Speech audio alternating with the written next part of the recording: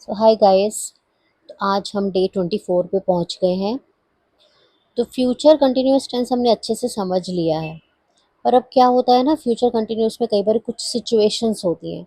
तो हमने वो भी सीखना है कि उसमें हम कैसे अपने सेंटेंस को ट्रांसलेट करेंगे इंग्लिश में।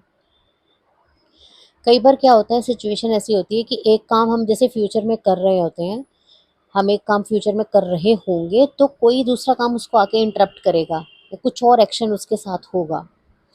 तो ठीक है, तो जो लॉन्ग एक्शन होगा ना हमारा कंटिन्यूअस, उसमें हम फ्यूचर कंटिन्यूअस ही लगाएंगे। लेकिन जो शॉर्ट एक्शन होगा वो मैं आपको भी क्लियर करती हूँ। जो शॉर्ट एक्शन होगा उसमें हम प्रेजेंट इंडेफिनिट लगाएंगे।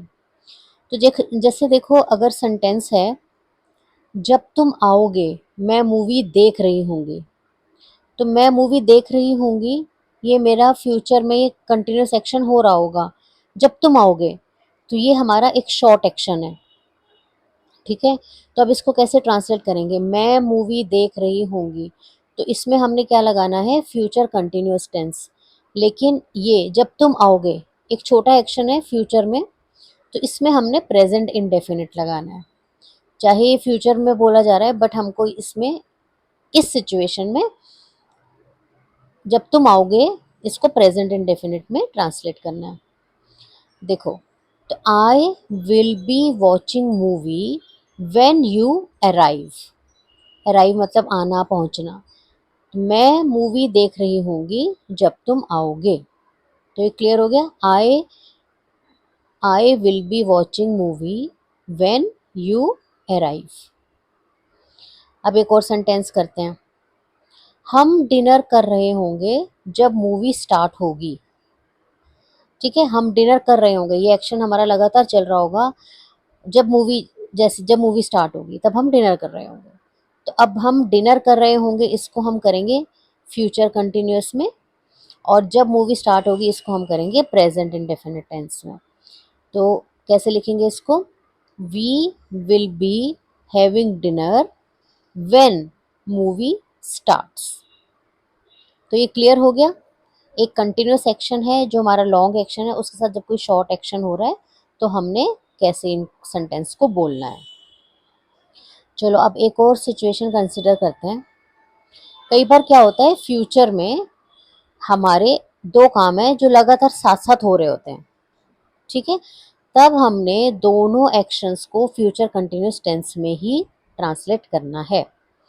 देखो, अगर ऐसे सेंटेंस है, वह गाना गा रहा होगा और मैं गिटार बजा रही होंगी। तो दोनों एक्शन हमारे कंटिन्यूअस चल रहे होंगे फ्यूचर में। तो अब हमने इन दोनों को फ्यूचर कंटिन्यूअस टेंस में लिखना है। He will be singing a song and I will be playing guitar. ठीक है, दोनों एक्शन हमारे फ्यूचर में साथ साथ लगातार हो रहे हैं, तो इसलिए हमने दोनों को फ्यूचर कंटिन्यूअस टेंस में लिखा। अब ये कुछ एक्सप्रेशंस हैं जो मैं आपको बता रही हूँ जो फ्यूचर कंटिन्यूअस टेंस में मोस्टली यूज हो जाते हैं। Next time, at this moment, next year, eight this time, tomorrow मतलब इस समय तुम कल क्या कर रहे होगे, इन द फ्यूचर एट्सेट्रा। ऐसे बहुत सारे एक्सप्रेशंस हैं जो जनरली यूज होते हैं हमारे फ्यूचर कंटिन्यूअस टेंस में जब हम फ्यूचर की बात कर रहे होते हैं। तो देखो, चलो कुछ सेंटेंस करते हैं इसके ऊपर। जैसे मैंने बोला, what will you be doing this weekend, मतलब इस वीकेंड पे आप क्या कर रहे होगे। हम किसी से पूछ रहे हैं उसके फ्यूचर के बारे में, प्लानिंग क्या है भाई, इस वीकेंड पे वो फ्री है या नहीं, या आप क्या कर रहे होगे इस वीकेंड पे। तो what will you be doing this weekend, तो इसका आंसर कुछ भी हो सकता है जो इंसान कर रहा होगा। जैसे मैंने बोला, आई will be watching movie this weekend, मैं इस वीकेंड में मूवी देख रही होंगी। हो सकता है कोई नई मूवी रिलीज होने वाली है, तो मैंने प्लान किया हुआ है कि मैं वीकेंड पे मूवी देख रही होंगी।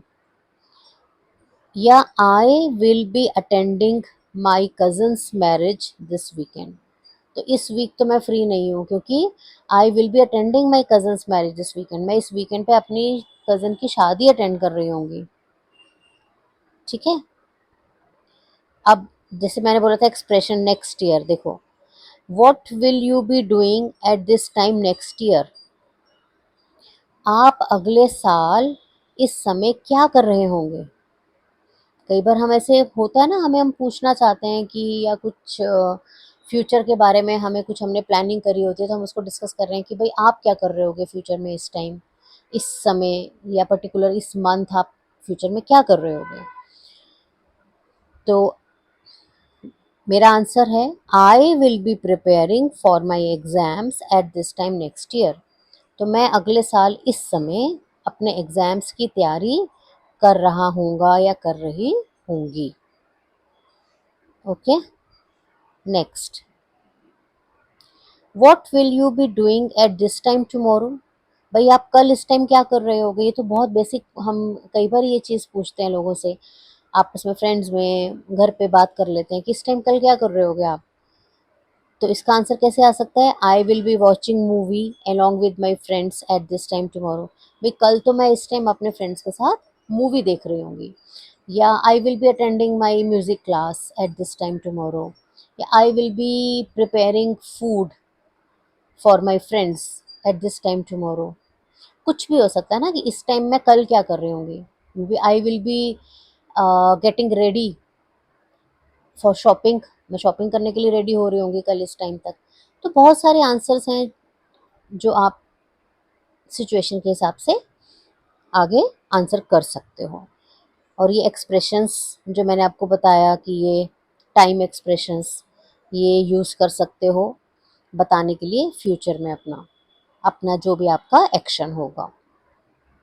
तो आई थिंक ये फ्यूचर कंटिन्यूस टेंस तो आपको पूरा अच्छे से क्लियर हो गया होगा, क्योंकि हमने हर तरह के सेंटेंसेस इसमें कर लिए हैं। अब नेक्स्ट क्लास में हम नया टेंस स्टार्ट करेंगे, तब तक आप इसकी प्रैक्टिस कीजिए। Okay, bye bye.